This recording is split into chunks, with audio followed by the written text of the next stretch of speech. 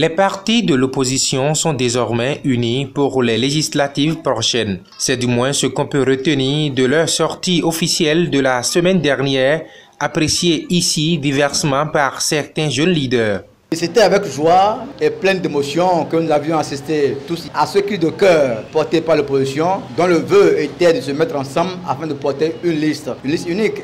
Tel était le vœu de la population qui œuvre nuit et jour auprès de nos leaders de l'opposition. Donc le jour, était là où les leaders charismatiques étaient présents. Chacun d'eux a fait son entrée. Elle a salué le vœu de la population. Et la population savait saluer leur présence manifeste.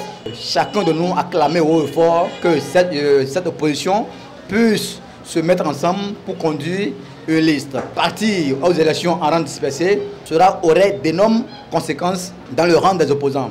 Bon, en tant que jeune de la mouvance, j'ai appris cette nouvelle, j'ai eu les images, je l'ai regardé.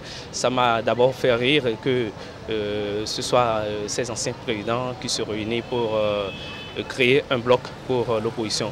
Et après, j'ai vu que c'est aussi de bonne guerre, parce que dans un pays normal, il faut également l'opposition. Dans un pays normal, il faut l'opposition pour avoir aussi la mouvance.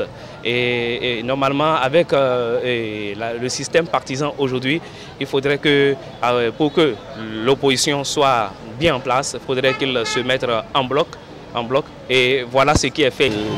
Je vais d'abord saluer le geste déjà pris par ces deux anciens présidents, tous de l'opposition actuelle, pour vouloir écouter le cri de cœur de la population qui est de ce qu'il faut, l'unification de l'opposition tous ensemble. Ces jeunes leaders n'ont pas manqué de souligner l'absence du président du parti Restaurer l'Espoir et déplorer l'absence d'une délégation digne du parti de l'Union sociale libérale.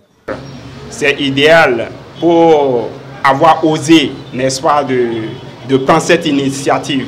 Mais ce n'est pas fini parce que vous allez constater que l'ensemble des forces de l'opposition n'étaient pas...